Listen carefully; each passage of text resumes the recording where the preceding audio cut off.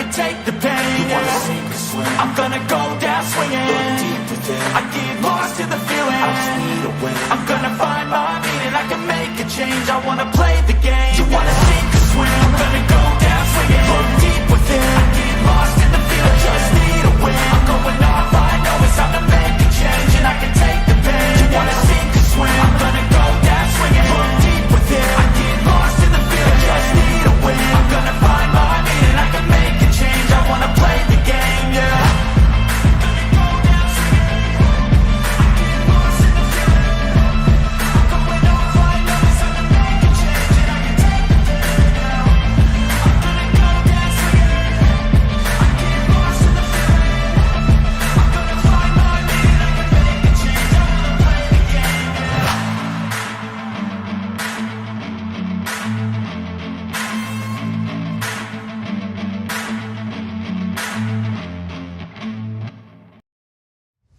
Welcome to ArchRivals Football Season 4. Sponsored by Raz Energy, Steiner Sports, and Super Draft Pro. Here is your starting lineup for Season 4. Number 20, Darnell, the Playmaker, Sallins. Number 96, Alex, the Bear Man, Kazzaz. And number 69, Ricky, the Master of Mayhem, Litwinkowich. Kickoff is starting in 5, 4, 3, 2, 1.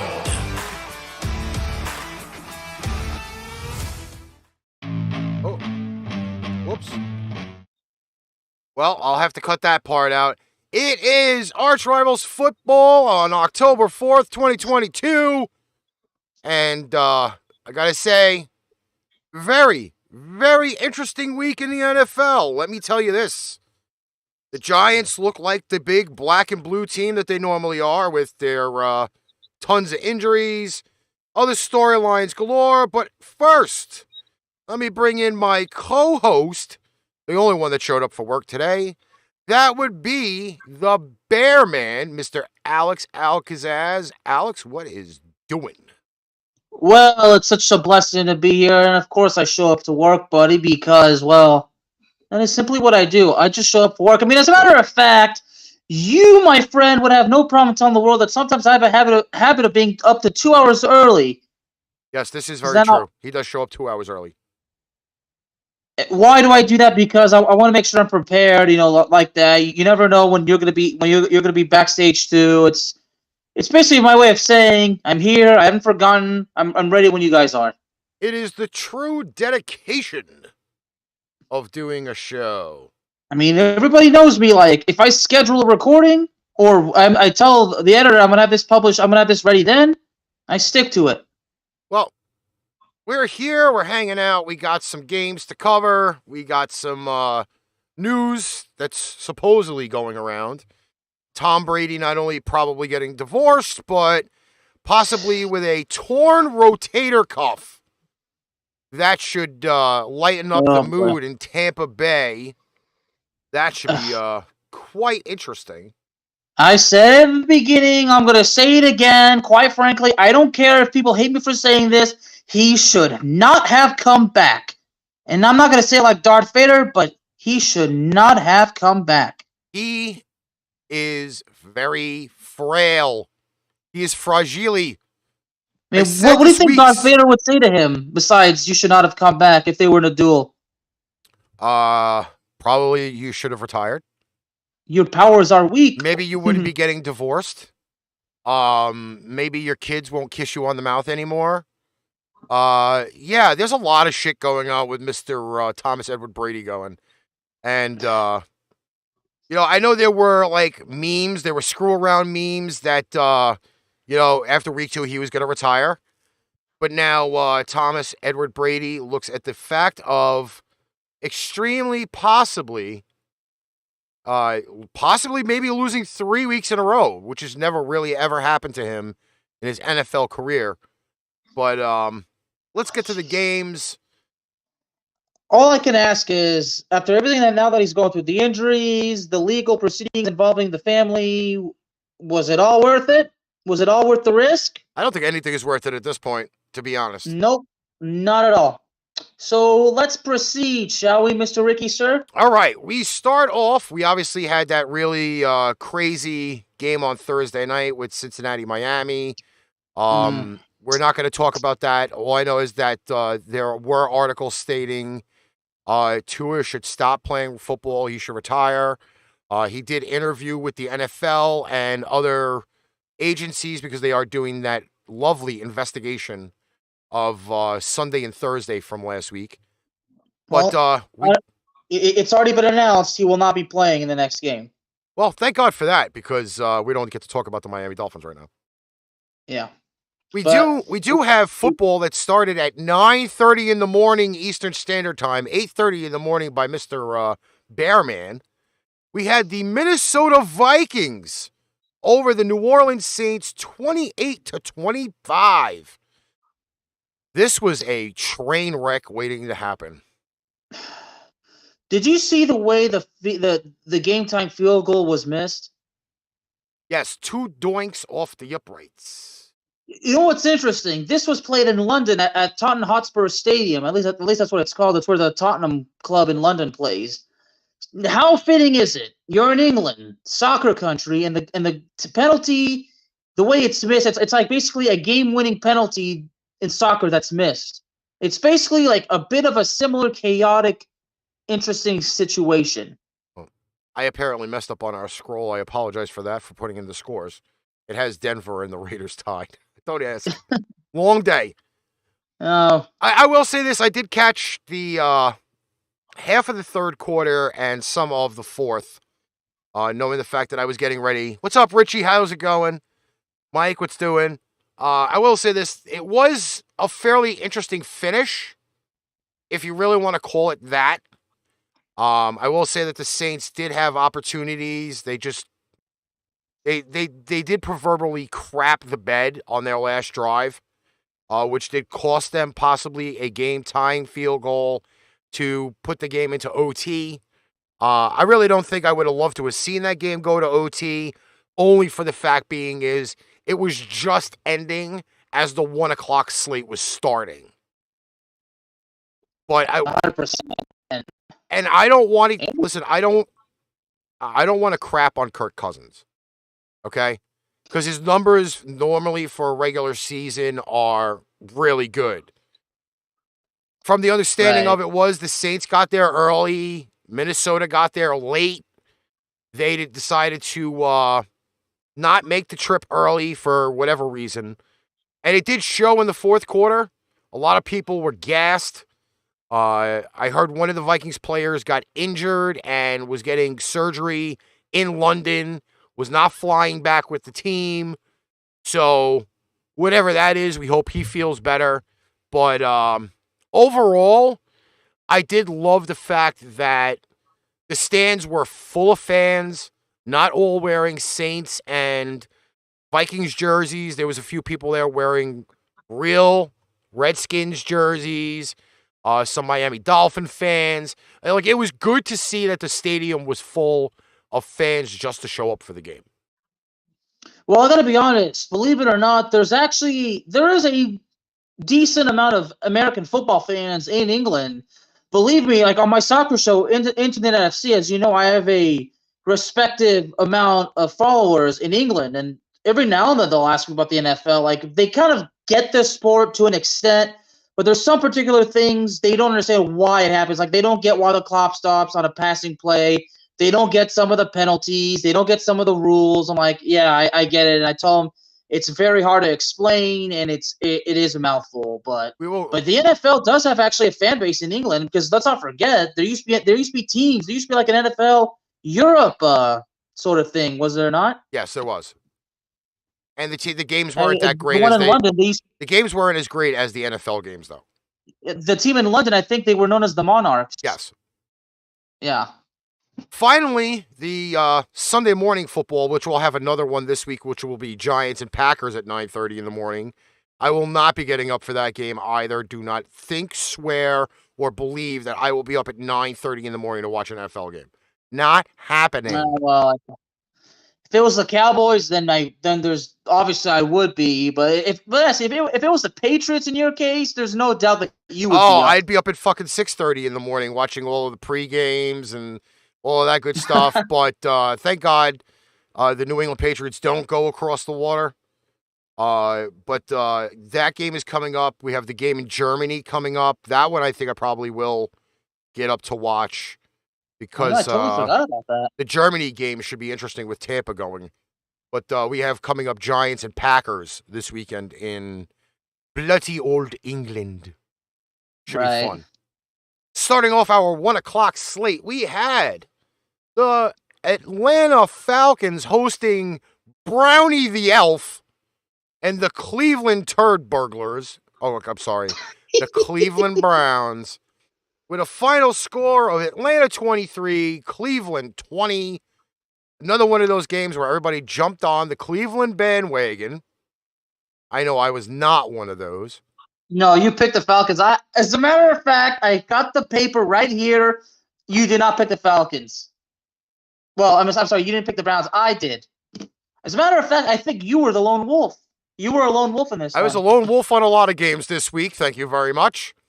Yeah, and you know what? I was too, and so was the Playmaker. So, Cleveland did have an opportunity to tie this game. However, multiple penalties on the last drive in the fourth quarter took them away from winning this game on a very, very big miss for the Cleveland Turd Burglars.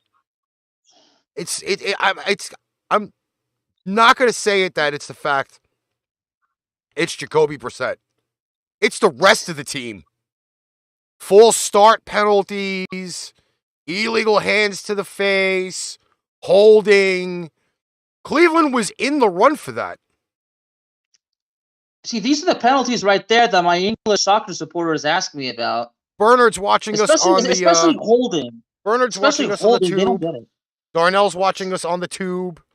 And he said, no, he wasn't. I picked the Falcons. Did he pick the Falcons? Did you have that written down?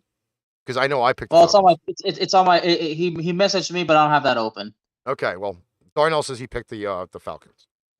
Yeah, well, he ain't getting acknowledged. I will say this.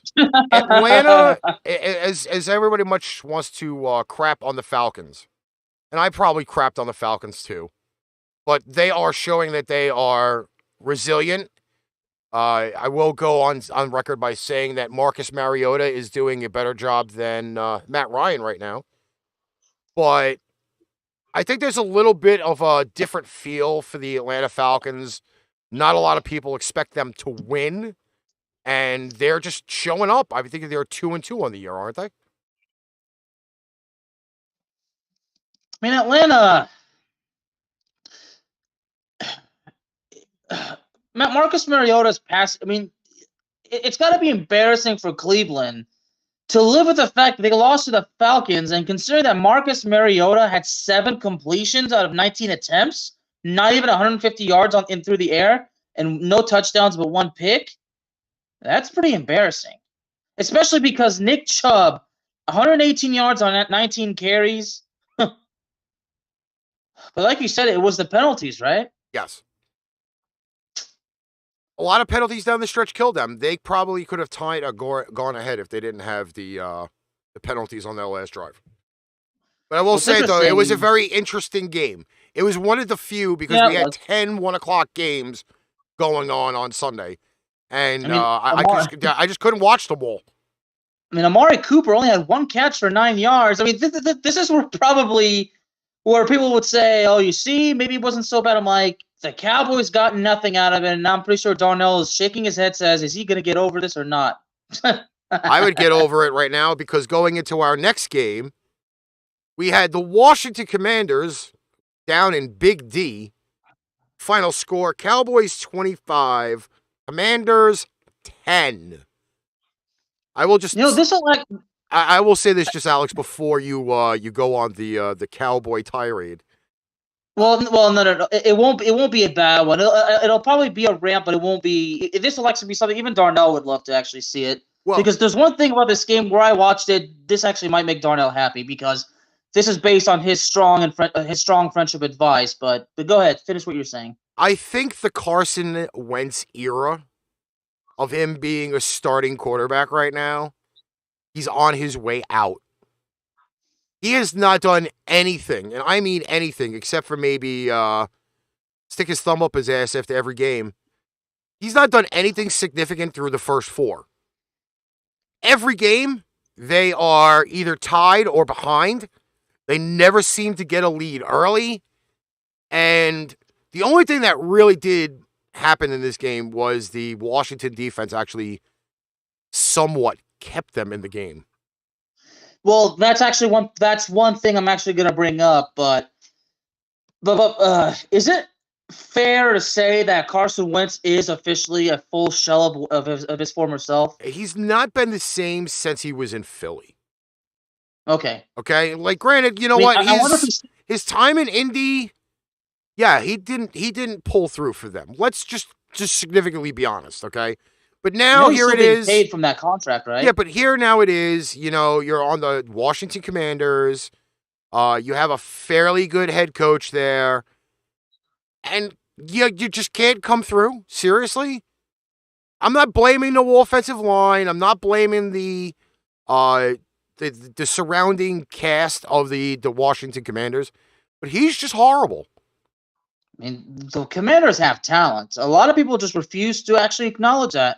But as far as you mentioned the Washington defense. I gave credit to the Washington defense on my show, and unfortunately, some Cowboy fans, the idiots that like to say this is our year every year, they apparently thought I'm an idiot for that. But you mentioned this particular game. It's interesting. Both defenses of both teams showed up. Now, both offenses, they did sputter. I mean, the Cowboys were able to create a little bit more magic, but let's make no mistake about it, the Cowboys' offense sputtered.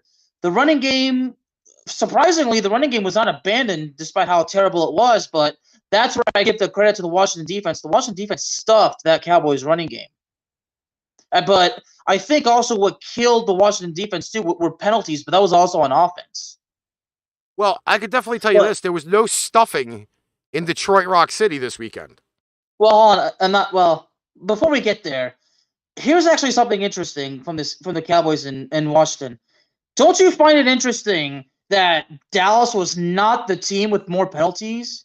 It was Washington, and it wasn't even close. If you really want to put it on there, I would definitely say that there's no way you could compare either one. But Cooper Rush actually was a little bit better of a game manager than we probably would have seen out of Dak Prescott in this game.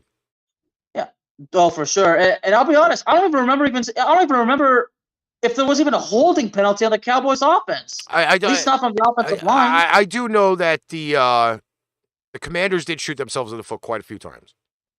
Oh, definitely. And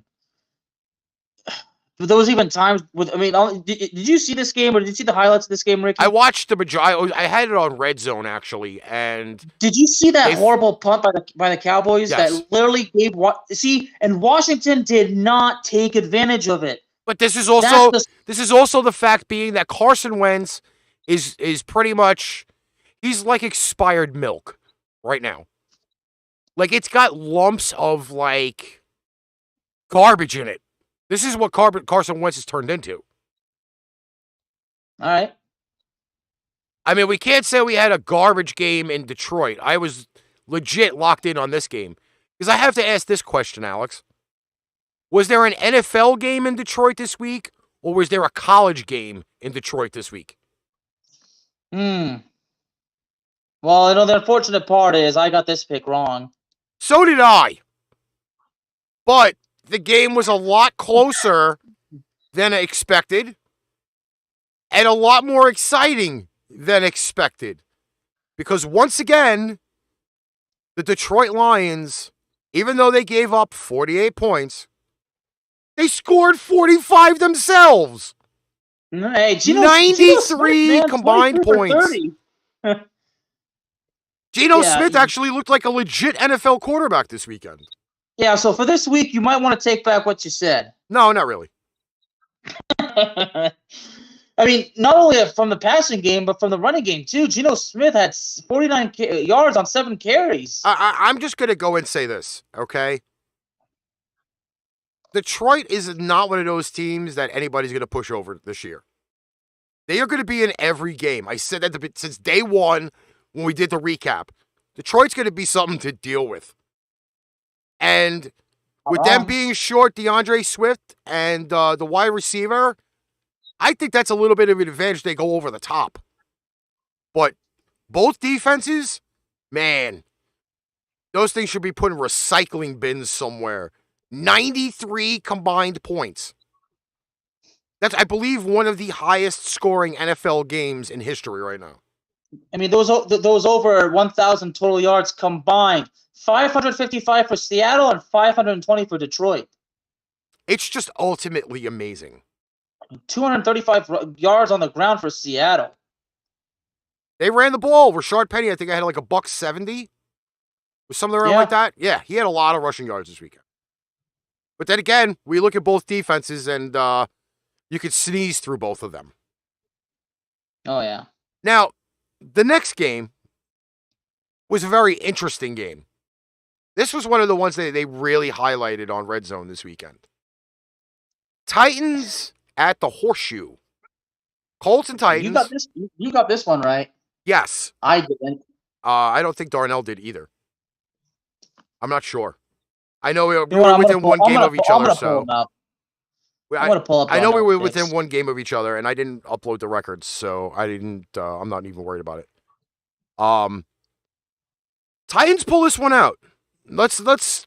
Yep, Darnell got it wrong. Let's speak the truth on this one, okay? The Titans squeezed by the Colts, but again, a team that a lot of people slated to win the division this year. They do not look like a form of what they were last year, the year before that, the year before that. The Titans are the Titans, I believe, are leading the division, and the Colts have some serious problems. Well, what's interesting is that the Titans were shut out in the second half. Yes, and King Henry finally did something for a change. Right? I mean, Ryan, well, you know what's interesting? Tannehill, 17 for 21, 2 touchdowns, but only 137 passing yards. But as you just mentioned, Henry actually did something for a change. I am almost going on record by saying that if you are a starting quarterback, do not go to Indy. The proof is in the pudding. Carson Wentz, not the answer. Matt Ryan, apparently not the answer either. And the Titans defense did actually stand up in this game, which I'm actually pretty good with. But let me tell you, the Colts, unless they can somehow turn it around from week 5 on, will be significantly in trouble. And I don't think they'll even make the playoffs. We will go to MetLife Stadium next. Bears and Giants, final score. Giants 20. Bears 12. The Bears can't pass the ball if their lives depended on it. The Giants now are the walking mash unit of the NFL. Both quarterbacks on their roster got hurt. Danny Dimes with an ankle. And the man that cannot seem to get any luck in his NFL career whatsoever, concussion. Giants scrambling for quarterback. Who got concussed? Their backup quarterback. Huh. You know what's funny is Darnell's the one who got it right on this one. I'll put it this way. The Giants squeezed past them. I believe there was 7 key injuries on the starting lineups on both sides of the ball for the Giants. Even to the fact being, what's up, Red? How's it going? Wait, so Tyrod Taylor also got hurt? Yep, he got a concussion. And Daniel Jones has an ankle injury. Yep. As of right now, they don't have a quarterback for Sunday. They got Saquon Barkley, but he's a running but back. he was they were doing Wildcat for a while toward the end of the game. My issue with run the clock. My issue with this game right now is it goes to show, as much as we love having Justin Fields as a starting quarterback, he can't throw the ball for shit. Nope. They are probably one of the lowest ranking pass offenses in the NFL, if not last already. The only thing that really kept the Chicago Bears in this game was the run game. That's the only thing that happened. Barkley had a good game. The defense, was going to deal with that blow, but they can't pass the ball for shit.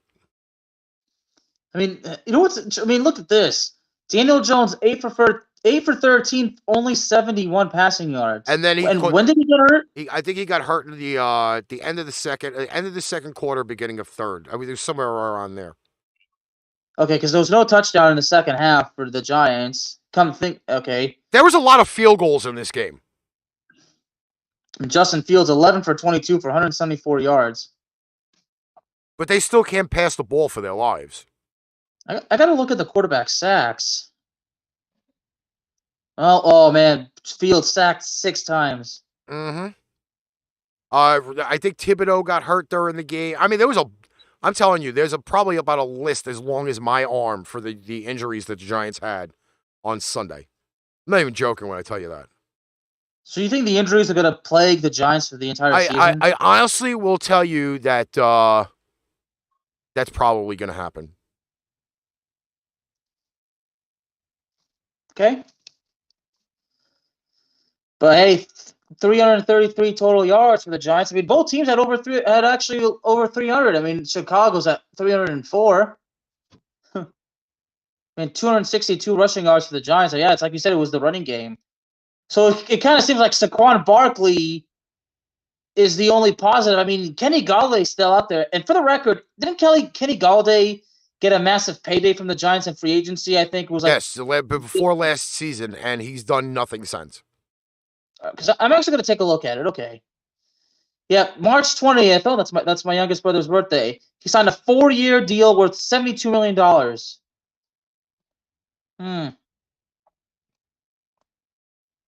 No what to say about that. I mean, there's probably nothing to say about it, right? Because the proof is in the pudding. It's right there in our face. All right. We're going to shift gears. We're going to go to our second slide of games. We're not going to do any commercials tonight. No, I'm just going to go straight. No commercials? Okay. No commercials. Okay, we did have a really interesting game. And I took Jacksonville for a reason, and they did kind of prove it to me. They still are viable. I know everybody jumped on the Eagles bandwagon. Now there's talking about them going 17-0. Calm yourselves, fuckers. Okay? We're only through week 4. Yes, they are the only undefeated team in the NFL after week 4. But let's calm yourselves about the 17-0 season. Okay? I don't want to hear this shit. I mean, Jacksonville had a 14-0 lead at one point. But you know what, though? I will go and say this. Jacksonville, a pick 6 too. Jacksonville is not a bad weather team. They are not a bad weather team whatsoever. Okay? I'm telling you right now, I have a feeling that Jacksonville is going to be up and coming. I think they're going to be like the Lions. They could be in games, but I don't think they have enough to put themselves over. And let's not crap on the Eagles totally, because themselves really should have put away the Jacksonville Jaguars a lot more than just the 8 points. Philly was ultimately dominant throughout the end of the second quarter to the rest of the game, but Philly is a bad weather team. So I will give Philly that credit, but they are not as dominant as everybody in the NFL is making them to be right now. I'm going to just say it right there. Because it would be mentioned who have they beaten? Right? Is that the case? Yeah, look at the records of the teams that they've beaten so far. I mean, Minnesota is will probably be the one team that people would say, well, they beat Minnesota. Because Minnesota's 2-2. Yeah. But Minnesota's 2-2. But you'll look at Jacksonville, only one win against the Colts, right? No, they beat the Chargers 38-10. Okay, so they're 2-2. Yeah, so the Jaguars are 2-2 as well. Who else have they played for the other 2 weeks? They played Detroit in week 1, and then they beat Washington, where they sacked Carson Wentz 9 times. Exactly my point. As Darnell kindly reminded us last week, and when Darnell mentioned the 9 sacks, it's almost, I mean, you could tell the dude was overwhelmed. Well, speaking of overwhelming, the rancid pick of the week. The rancid pick of the week. Well, Sharon in the chat says the Jaguars will come back and make it up. I'm like, okay. I mean, who knows? I mean, personally, I would have loved to see the Jaguars beat the Eagles. Unfortunately, they could not do that. Yes. But the little engine that could just end the season. And you called it. My God, got hate from everybody that watches this show. This show on YouTube got over 1,000 views over the weekend. 1,000 views. And I got messages. You picked the Jets? I got messages on my YouTube. Are you fucking insane for picking the New York Jets over the did you really? Steelers? Yes. My box is still kind of full right now. I'm not even joking. And these were from people that watched the that watched the show and said I was bananas for picking the New York Jets over the Pittsburgh Steelers. So those are probably the same people that got on to me for giving the credit to the Washington defense. Yes. Okay. And my God, 24-20. 24-20. Yes, we got to see Mr. Kenny Pickett. He did an okay job in relief of, Pittsburgh's favorite son himself, Mitchell Trubisky. But they still lost. I mean, the 3 interceptions from Mr. Kenny Pickett doesn't really seem to be doing any justice, but you know what? But hey, we want to talk about something beautiful. Zach Wilson's touchdown catch. That was a replay cool. of the catch from the Super Bowl from New England and Philly. Yeah. So therefore, maybe not so cool for you, but it didn't bother me one bit though. It was just that the fact that the Jets offensive coordinator, for a change, had some creativity going on. Yeah. A little bit of the out-of-the-box play calling. Zach Wilson, 18 for 36, 252 yards. That's not so bad. The key to the game was the last drive for the Jets with the ball just barely going over the goal line, breaking the plane, so to speak. But let me tell you, I will say this. I gave the Jets credit. I'm not going to give them credit for this week coming up because I believe they play the Miami Dolphins. Yes, they do. I will say, though, the game in the crab cake was probably game of the week. Or if not, a runner-up for game of the week. Yeah, Lamar Jackson just has to. I mean, I'm telling you, fantasy football-wise, this was a horrible week for me. And I do mean horrible. Well, I put the onus on the head coach of the Baltimore Ravens, John Harbaugh. I always say it. When the points are available, you take the points. Don't sit there and say to me that, it's Lamar Jackson. We're at the 1. Let's do what we got to do and get the ball in. Buffalo's defense turned it up in the second half. Jordan Poyer, give him credit. He does not have that supporting cast that he normally does. With all the defenders being out of the game, Buffalo survived. They survived this game, unlike them surviving the Miami game. That's the way I got to put it. Baltimore shut out in the second half.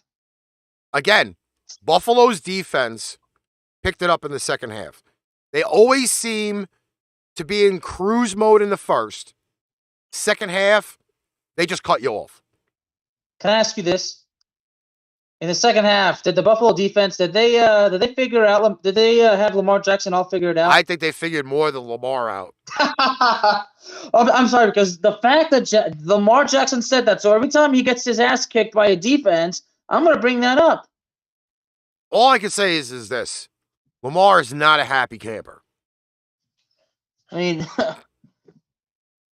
he is I'm not a a happy camper camper. too. He's my starting quarterback on both my teams, and yeah. Moving on. We had the Chargers in Houston. Chargers were up big. Not as big as they thought they were at the end. Anthony Richard, what's up? I already talked about the Eagles. Dude. But I'll go back and say this. If you tell me that the Eagles are going 17-0, you might as well just pay me $1,000 right now. Because I'm telling you right now, they're not going 17-0. I don't want to hear the garbage. Okay? You're 4 weeks into the season. Be happy that you're in first place with a 4-0 record. And the Giants pretty much breathing up your fucking tailpipe. Chargers were ahead big in this game at one point. I'm not going to mention the Cowboys. Wow, I thought I was the hater. Then the Houston Texans decided to have a 75-yard rushing touchdown. That was pretty awesome. I will say that. I watched it. I'll be honest, I picked Houston, didn't I? Austin Eckler got 3 touchdowns in the game. He had not scored before Sunday. And he was tied for the league lead in touchdowns last season. I will say I'm still not convinced of the Chargers right now. I'm not convinced. I said this was going to be a get-right game for them. Okay, they put a W on the board. But for them to get ahead and not put the Texans away the way that the Chargers are made, there's a problem. There is a legit problem with that Chargers defense. That was supposed to have been upgraded, and it looks like they didn't upgrade at all. I'm going to be serious on this one. There are some serious issues going on with the Chargers. I mean, what's Herbert's numbers for the week? 27 for 39, 340 yards and 2 touchdowns. What's up, Steven? And how many? And what was Eckler's numbers? For running or for passing? Both. Well, for running, it's 13 carries for 60 yards and 2 scores. And I know he had a receiving touchdown too, right? Yeah, he had 6 catches for 49 yards and a touchdown. There you go. See, Darnell's not watching, and Steven's going off. Where's Darnell? Let's go Rams, laughing out loud. You see. How you doing, Steven? I will say this, though. We're going to move on to the only 4:05 game on Sunday because they uploaded the whole 10-game, 1 o'clock schedule. Stupid NFL. We did have the Cardinals over the Panthers. 26 to, was it 16? 26 to 16. And I got it right. You got it wrong. You know what? I honestly thought Baker would do something. But now, apparently, through 4 starts, Baker is not Baker. And, top it all off, he is also on the hot seat of starting quarterbacks that will be riding the pine very, very soon. Because apparently the Carolina Panthers cannot operate with him at quarterback. Is there any word out on Mr. Sam Darnold? I have not looked for any word from Mr. Sam Darnold, nor do I care to look for Sam Darnold. Because it doesn't matter. Because it don't matter what quarterback you got in there. At some point, they're going to have to figure it out. They're going to have to figure it out.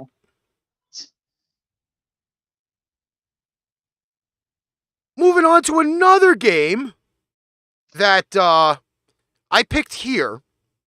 And then I went to the BetStamp app, and I put money on it. Even though it was a negative, I caught the line at the beginning. I was good to go. Pat's getting 9.5. 9.5! For a game that went to overtime for the Packers to only win 27-24. All right, this is okay. Now this is where I'm asking. I hope Bernard's still here because this is where because I want to know Bernard's thoughts. Hey, and Steve. Hey, Steve. I'm doing okay, man. John, I messed up with the score I did when I not was have a putting it good together. month. Podcast numbers were not so good last month, especially with revenue. But I should have mentioned this on Sunday when I watched the Cowboys game. I went to church, so I forgot to mention that because Darnell would have been proud because me going to church was actually under Darnell's strong friendship advice. Mr. Misak! Oh, man. God bless him. Yeah, he noticed the mistake in the thing. I fucked that up. I apologize. Then again, I apologized at the beginning because I saw it in the beginning and I was like, shit. I am just gonna go and say this. Well, here's the part where I'm sure John is obviously the disappointing for. Well, we'll get to that game in a little bit, but it's the injury. But as far as the Packers and the Patriots, yeah, I'm really dying to know Bernard's thoughts. I'm gonna say this. For a depleted Patriots team being spotted 10 points going into Lambeau Field and seeing Brian Hoyer get his clock cleaned in the first quarter. The first quarter. I was like, wow, Mr. Zappy, who was drafted in the 4th round of last year's draft, is going to come in and he's going to shit his pants. But I'll also go on record and say this. Even though the Green Bay Packers won this game, they should have blown the doors off the Patriots. And the Patriots showed the cojones that they could still play without Mac Jones, without a starting receiver, without starting a defensive lineman. They stayed in this game. Granted, overtime, they should have gone for it on 4th, but they were very resilient. The Patriots are 1-3, but I'm going to tell you this. I am going to be okay with whatever goes on, and God forbid, if New England goes and signs fucking Cam Fig Newton, I'm going to have problems. Okay? Because what are you signing Cam for? Only time till Mac gets back? Only time till Brian Hoyer passes concussion protocol? I hate to say it, my friends. Cam Newton is not an option. I don't want to hear it. I don't want to see it. You can give. You might want to try giving Ryan Fitzpatrick a call. I would take Ryan Fitzpatrick over Cam Fig Newton every day. 100%. Yes, they signed Garrett Gilbert off their practice squad. Woohoo! Yippee-ki-yay, mofo! He won't last. Garrett Gilbert, that's somebody that I'm very, very, very, very familiar with. Well, at one point, Garrett Gilbert was the best high school quarterback in the state of Texas. Well, they did release probably the best quarterback in the nation. They did release Laquan Treadwell, their former number 1, a number pick. But no, Bobby Boucher is not next, Steven. Drink your Gatorade and shut the fuck up. They are possibly looking at the receiver that was just released from the Arizona Cardinals to sign. I did have the name. I lost it. Don't care. But there's a possibility that he may be coming in too. So receiver help for the Patriots, yes. Quarterback, I don't know. But things may turn it around because they have the 11th easy schedule for the next few weeks. So you never know what's going to happen in New England. Oh, and New England finally is wearing their red jerseys again this weekend. Yes, thank you, John. Andy Isabella. Maybe signing with the Pats. Should be interesting. Not going to lie. All right. Last but not least. So much for Bernard's thoughts, but okay. Yeah, I think Bernard might be watching the Braves game. Probably. All right. Last but not least. Okay, let me just get this slide. Well, we got 2 more games. There we go. 3 more, actually. We had the Denver Broncos visiting Las Vegas, baby. Raiders 32, Broncos 23. And as I said on Saturday's show, Russ ain't cooking shit. Well, He honestly, not cooking shit. I have not actually had a chance to speak with John about the game against San Francisco, but I'm pretty sure John would simply kind of really get to the point and say, I mean, there's nothing to say about that game other than the fact that it was, well, pathetic. John says Broncos getting mauled by the Raiders in their stadium is no surprise. Well, the unfortunate part was I believe Williams, the running back, is out for the season. I think a torn ACL. Yes. Boy. I'm sorry. I'm sorry to be the broken record going on about this whole ordeal. But for a team that everybody was choking the chicken about, they might as well just go choke fucking Russell Wilson. Save the man meat and go choke Russell Wilson. I'm sorry. You put a lot of hype at a quarterback where his fucking starting cast is fucking just withering away like fucking bad flowers in the winter. Well, there you go. I want an answer. Mr. Misak provided me with one. He says the Broncos versus 49 offenses was like watching drunk men riding a motorcycle. I think it was more like a one-legged man in an ass-kicking contest. That's what I thought about it. Or 2 one-legged men in an ass-kicking contest. Yeah, they're kicking each other in the ass and then falling down on their ass. And getting back up and doing the same thing again. I don't know out of our crew how many people picked the Broncos on Sunday, but as I had said on Saturday that this was one of the get-right games for the Raiders. The Raiders are finally on the board. Darnell picked Denver. Oh, poor Darnell. Javonte out for the year is just depressing. Listen, you're only through week 4. Just remember the freaking Jets Broncos bet that's coming up in week 7, I think. Moving on to Sunday Night Football. I did not watch Sunday Night Football. I did work Sunday night. I'm not going to lie when I tell you this. I worked Sunday night. I watched maybe 5 minutes of the show. And the Chiefs were ahead. I think they were up 14-something. But as I also had stated earlier in the show, Mr. Thomas Edward Brady looks very old. He is that skeleton with skin hanging off. He's very pale. Now he's getting divorced. And now, possibly a really big injury of a torn rotator cuff. Buccaneers fans, I warned you ahead of time. This is not going to be the easiest season on the planet. And if you don't have Thomas Edward Brady back there, barely winning the division may be an option. Not the, I think I had them at 12-5 or 13-4. No, I don't see that happening anymore. I really don't see that happening anymore. What do you think, Alex? Well, a torn rotator cuff.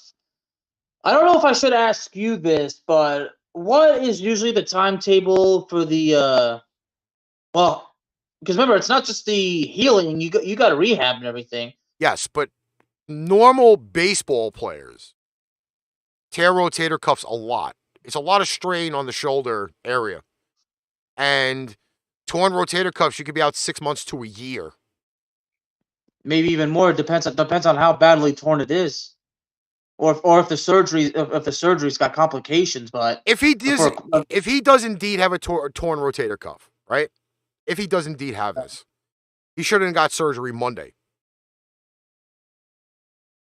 because then he may have a shot.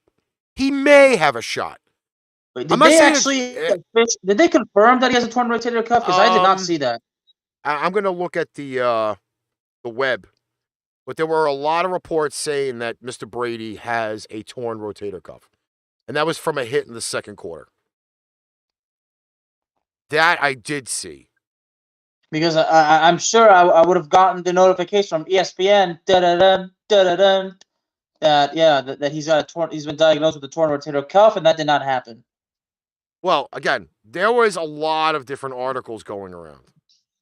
So I don't know exactly what the details are. Let me just briefly look through ESPN. Actually, it was on the web, because I know everybody wants to know if my favorite former quarterback is okay. I doubt that he is, but he's still your favorite. You don't have to be ashamed to admit that. No, not really. Not really. I've moved on. He's not wearing the red, white, and blue anymore. So I don't think that's a thing. In fact, all of the Tom Brady news is about him getting, divorced. Let's see. There's the article here. Minor rotator cuff injury is what they're reporting on Sports Illustrated. And he'll be able to play through it. But I will say this, able to play through it at his age? Oh, for God's sake. Again, okay, you have to be able to throw the ball with a rotator cuff. You just can't hand it to fucking Leonard Fournette 85 times and hope you're going to win. Oh, yeah. Another bad day for him through the running game. And Brady threw 52 times, mind you. And most of it after the freaking the hit with the fucking bad rotator cuff. And he wasn't accurate either. Let's be honest. Brady has not been accurate the entire year. Nope. And that's another problem. Finally, we had the Rams visiting the 49ers. Monday Night Football. Too bad Darnell's not here. I think that's why he's not here. Because his team cost me money Monday night. Well, just wait for Ramley talk. Ramley talk. He'll deliver his verdict. I'll just torture him tomorrow on college football. Can't avoid me on that one. Not. No, I'm going to. I'm going to torture him because his team cost me money on Monday night. Okay, well you can, but me probably not. The Bearman probably will, but not me. Remember, y'all, it's the Bearman's my alter ego. It's a Jekyll and Hyde thing. Steven, I'm ahead of you. I'm way ahead of you. That's why I have more than one computer rolling. 49ers 24, Rams. We still love you, Steven. Don't worry. 9. We still love you, Steven. I'm going to ask you this question, Alex. Okay. And this was 3 articles that I've read today, going into today's show. Today. Right before the show? Well, no, earlier this afternoon before when I woke up at 1 o'clock in the afternoon. Before Pipe Bomb Radio. Okay. Just out of curiosity, the question was: is this player now considered overrated? Can you guess who the player is that they're talking about? That everybody's asking if he's overrated. Matthew Stafford? Correct. Ding, ding, ding, ding, ding.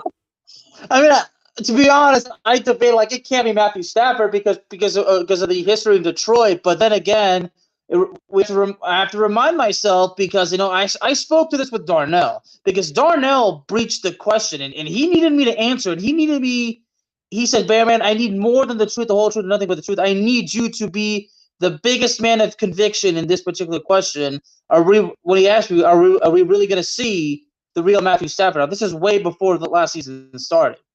But man, I'm telling you, Matthew Stafford this season, he's been sacked too many times. I mean, well, just some would say it's called it happens all the time. They call it a Super Bowl hangover. Can you just refresh my memory? What was Matthew Stafford's numbers last night? What were those numbers? 32 for 48, 254 yards, but hold on to your hat. No touchdowns and 1 interception. What's that average? What was the average yardage he passed for last night? Well, 32 for 54. I mean, I'm not so good at math, but the average, I mean, I'd imagine it's probably nothing really convincing, but I mean, the percentage. well, I can tell you how many yards per play the Rams average on offense. That's good. Give me that one. 3.5, which makes it about 4 yards because it's 3.5. My dead grandmother can do more than 3.5 yards per play. And she's been dead since 2003. God rest her soul. That is horrible to know. That they only averaged 3.5 yards per play. The Super Bowl champions have now lost 7 straight. 7 straight to the 49ers in the regular season. Well, and that's if you don't count the NFC Championship. No, I'm talking regular season. They have not won in 7 straight regular season games. I'm just saying because some people will bring up the NFC Championship, but that's if you don't count it. Pitiful. And by the way, Aaron Judge broke the record. He broke 62? Yep. Whoop-de-doo. In Texas as well. Huh. Whoop-de-doo. He did it against the lowly Texas Rangers. Yeah. I'm gonna throw. You know what? Hey, I'm gonna throw a cum party for him. He did it in my state, so I'm happy. I'll throw a cum party for him because I don't. All right. Well, here, if you want the average, I just pulled it up. He averaged about 5.3 yards per pass, and his quarterback rating 42.2, and his rating 71. All right. Enough with the past. Let us go. Sacked 7 times too. To the future, because Darnell is going to end up owing me the $10 that I lost on the game.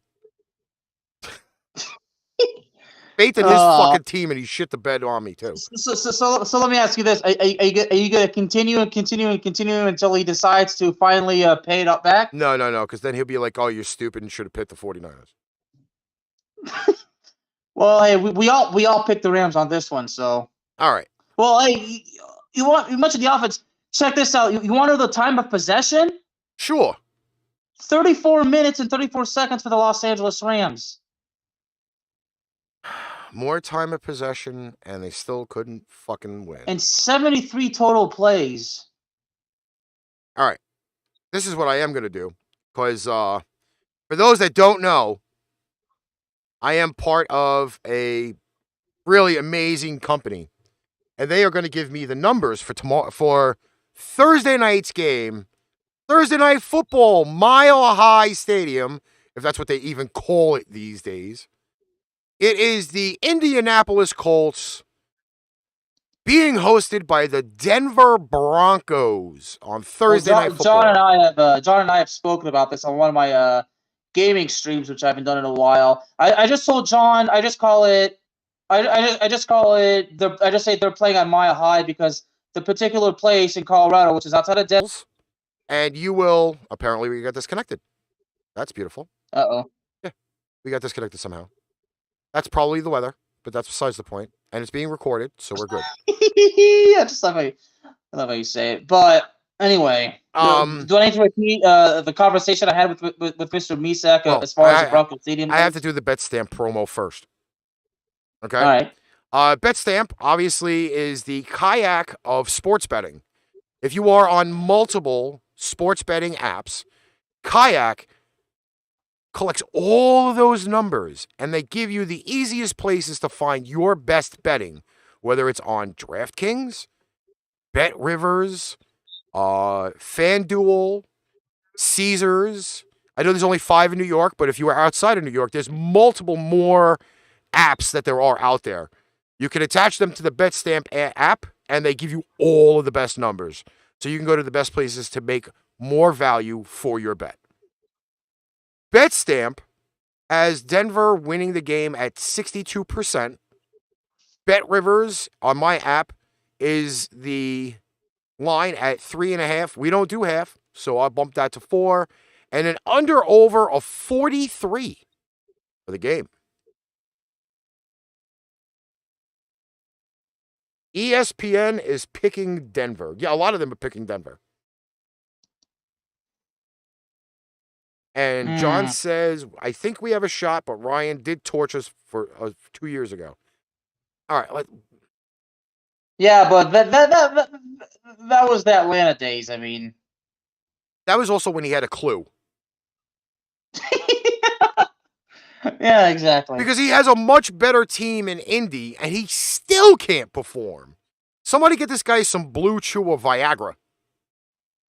Because I think that's what it needs. I think that's what Matt Ryan needs. Either that, or he needs to get fucking head before he goes on the field. Because he's horrible, too. Let's not... They traded for Matt Ryan to make the situation better, and it's worse. For that matter, they should have just kept fucking Carson Wentz.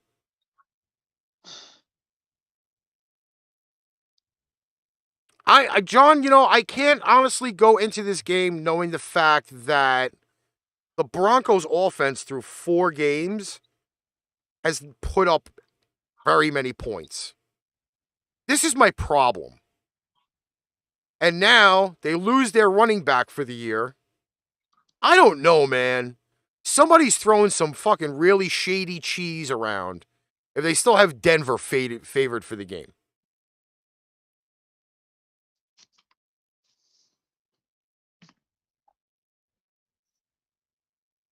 A 28-3 draft pick. Oh, well. I'm gonna. Right now, the question is who will be the running back for Denver right now? I'm guessing is Gordon now officially the full-time starter or whatever? Why wasn't Gordon the full-time starter to begin with? He's the He's not hurt, is he? But he's the more experienced back. Right? Okay. And that's another thing that I'm kind of not happy with either. That's the question to Mr. Misak. Oh my God. Randy Gregory's on injured reserve? Yep. Oh, well, Melvin Gordon is listed as questionable as of today, but Randy Gregory's on injured reserve. Oh, well, look at that. Ask and you shall receive as far as an answer goes because Mr. John Misak is the man. Gordon is a fumbling machine, or has been, yeah. See, I can't. John, you, sir, are the man. I'm gonna. He's not Ric Flair. He's not Ric Flair, but in his own way, he's the man. I'm gonna stretch for this pick. I'm gonna stretch for it. I'm going with the Indianapolis Colts. In a close one. There's no blowout in this game. Every time I pick the Colts, they have basically made me look like a complete fool. John asking me, does it feel good that not to have Greg on my team anymore, right, Bearman? I mean, Randy Gregory is a great player, but the way we lost him is truly unfortunate. But John, if you recall, we spoke about this on one of my streams, okay? And you mentioned that you basically didn't have the heaviest expectations for this. So it's almost as if, John, your call in a sense is basically correct, but it's like I said, Russell Wilson ain't cooking anything, so we can't really say we shall smell what the Russ is cooking. And again, the Colts have made me look like a complete fool. Look, I'm gonna pick the Colts, but it would not be surprising if the Broncos once again reminded me, Bearman, why did you have to go with the Colts again? And listen, at some point, the Broncos have got to get healthy. And I mean, and I'm curious to know who John's verdict on this. Well, he just said, "God damn it." He just said, "God damn it." You know what, John? Listen. I'm not going to blame you, but Denver signed a running back from like the practice squad really fucking does anything, okay? What did he imitate, Jonathan Taylor? Oh my God. Let's be honest. Yeah, I picked the Colts, but like I said, I'm not ruling out the Broncos, so it's not like I'm completely burying the Broncos or saying there's no way they win. It's just, right now with the Broncos problem, I mean,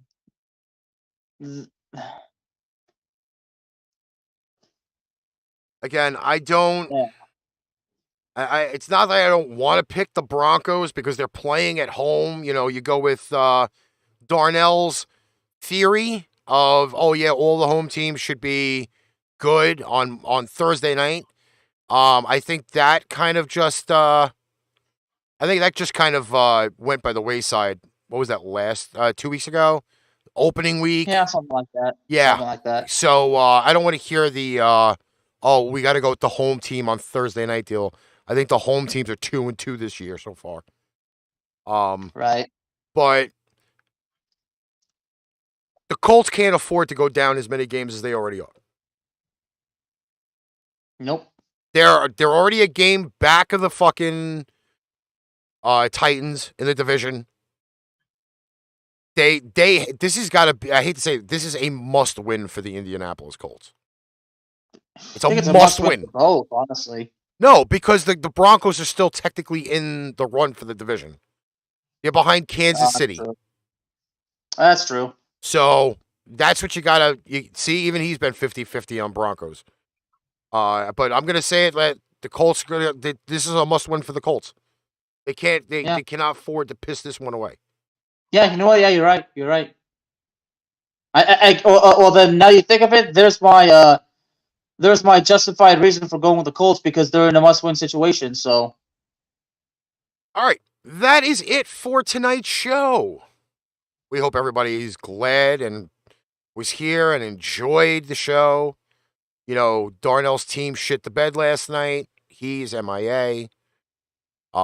He's probably at work. He might be at work. I don't remember. I don't remember what I had for breakfast yesterday. I don't remember what I had for breakfast today, let alone. So, yeah, that's it for the show. We got Bearing Down the Gridiron tomorrow night, 7 p.m. Eastern Standard Time here on Facebook, YouTube, and Twitter. We also have a very, very amazing show going on tomorrow for all those in the chat. We have a lovely Pipe Bomb Radio NYC independent artist show. Myself and Lars the Viking will be on tomorrow. They signed Latavius Murray from the Saints practice squad. Yeah, he ain't making it there in enough time. In fact, no, Murray played on Sunday, didn't he? I believe, I thought Latavius Murray played on Sunday. John actually mentioned it. Yeah, so how are they signing him if he was on the main roster on Sunday? Unless they released him somehow. Unless they cut him, yeah. I doubt it, though. Yeah. But Latavius Murray did play on Sunday. He played the early game. He had a decent game, too. So, that's that. Any final words for the peoples? No, sir. All right.